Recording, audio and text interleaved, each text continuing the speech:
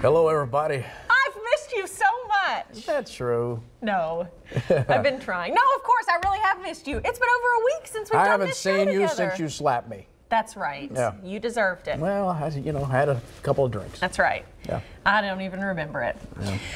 But no, really, it's been over a week since we've done the show together. I was off for Christmas and stuff. Then you were off part of last week. Yeah. But then, weren't you off some days the week before, too? It's probably been like 2 weeks. Maybe.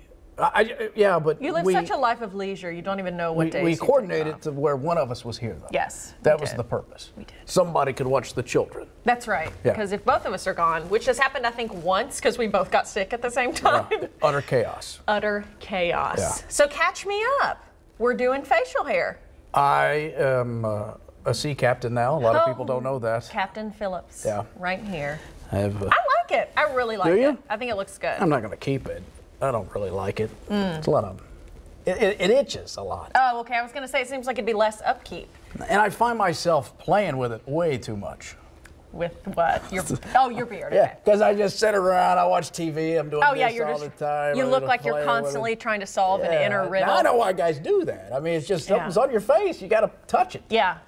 Weird. It is weird. It's not as weird as touching other people's beards, though. I do that, too. Do you? Yeah. I go to the library and do that a lot.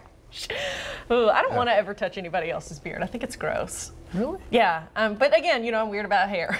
I don't like hair. Not as weird as I am about hair. If hair gets in my, I can seriously, I can watch surgery. Yeah. And eat anything. Doesn't bother me. Blood, guts, whatever. Oh my God. I can keep my appetite. But if a hair gets anywhere near my food, the gag reflex is automatic. I can't stand it. Gross. Doesn't matter whose it is. Who? Oh, okay. Well, same. I don't want any hair on mine. Well, I'm just saying. It's like, because there's a guy out there watching this going, what if it's Jennifer Aniston's?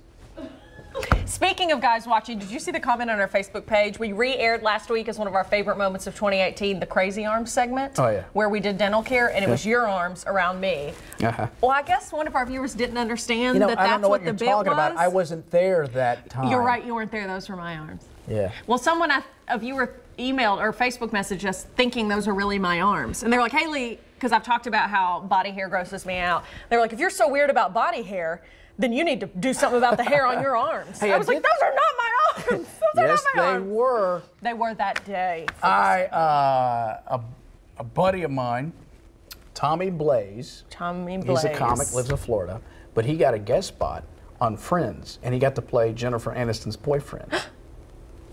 And he told me she has very hairy arms. Really? Yes, he did. He did tell me that. So she's got hair to spare for you. But she's Greek. Right. Yeah. I don't care. Jennifer Aniston can do no wrong in my book. Well, I don't care either. Love her. That's what I'm saying. That's what I said. All right. All right. Okay, we got a lot to cover today. Yes, we do. We've got our guests from the Grand Reserve. They are going to blow the roof off tonight for their New Year's Eve party. Huge New Year's Eve party. They We're got some going to get all special the cocktails they're going to make for us.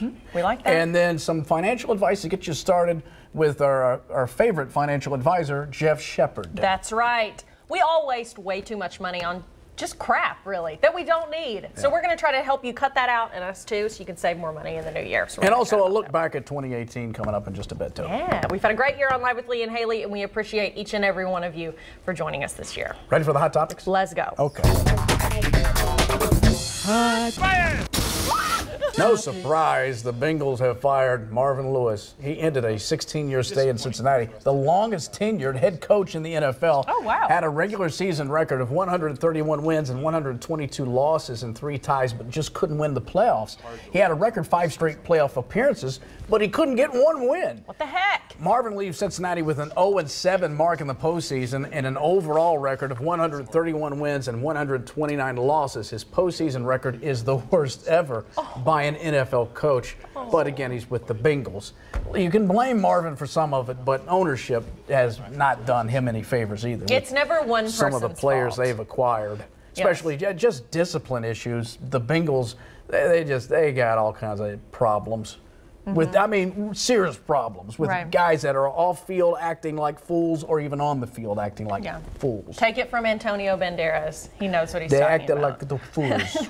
Gotcha. You look good. I do like it. It's different, though. It's amazing how much it changes you. Makes me look a lot older, doesn't it? No. I think it makes you look a lot I don't know, more swordy. Like you'd have a sword. Hey, do not cross me, okay? All right, so no worries about UK head football coach Mark Stoops' job security. The Cats are getting ready to take on Penn State in the Citrus Bowl tomorrow. Yep, and Keith Farmer and Claire Crouch are in Orlando with our LEX 18 True Blue Bowl coverage. Let's go see them.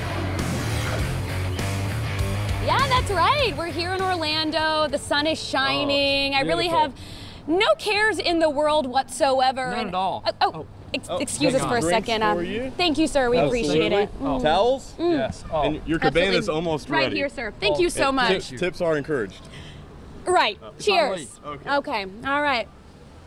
Yeah. That's better. All right. So, yes, we're here in True Blue Orlando, and things, I'd say, are going pretty well. Not bad. We had a final chance to hear from the coaches today. That was kind of good. That's so exciting. That's a big deal. Indoors, out of the heat. And so we got to hear from them. And, you know, one of the things that at the end, James Franklin, the Penn State coach, earlier this week, he wanted to make sure everybody knew what he meant when he said Kentucky, Kentucky, Kentucky, Kentucky, Kentucky, Kentucky. Yes. When he tweeted that out, people must have gotten onto him from True Blue Land because he was like, would you please tell them to leave me alone? So he wanted to explain that a little bit, what he meant by that tweet, and then also Coach Stoops wasn't letting him off the hook. I love it.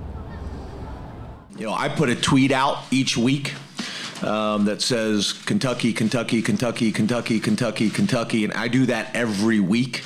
I think sometimes when you play a new opponent, they don't really kind of understand that. Well, I don't think, Coach, the Big Blue Nation liked that very much because they went hard on Twitter, and there was a lot of kind of, I think, misinterpretation of what that's about. That's strictly a message to our team and our fan base that we're locked and loaded and completely focused on our next opponent. So if you could, Coach, if you could ask the Big Blue Nation to kind of leave me alone on Twitter, because they've been brutal. Absolutely not. We need to be hostile and ready to go. So thought I would try at least. Yeah. Thank you. Thank you, gentlemen. Good luck. Appreciate tomorrow. it. Thank you. I love that. Yes. I need them to be hostile. And, exactly. you know, Big Blue Nation's like, noted. We got it. We got this. And they are definitely down there. Now, earlier this week when he sent out the Kentucky, Kentucky, Kentucky tweet, well, Josh Allen, the UK linebacker, said Penn State, Penn State, Penn State. So, you know, they are focused as well. Exactly. Like, we can do it too. Exactly. Honey. All right. And so, yes, hostile, Big Blue Nation's fired up and all that, but a lot of heart too. Yes. In fact, both alumni associations from both schools are here this weekend, and they are, well, it's Monday now. We've lost all track of time here in Paradise. And they're both here, and actually, they've put competition aside, and they're doing some good in the meantime as they wait for the bowl game to roll around. LEX 18's Catherine Collins met with both of them this morning to get a look at just what good they have been doing. Hey, Catherine. Hey guys, so we got a train coming through, but it has been such a party atmosphere here all weekend in Orlando, especially here at Tin Roof.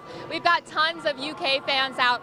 But the UK Alumni Association president did want us to know this weekend is not all about partying. They wanted to do something good to give back to the community, so that is exactly what they did this morning. The groups met at Clean the World to recycle soap and get it into the hands of people who need it.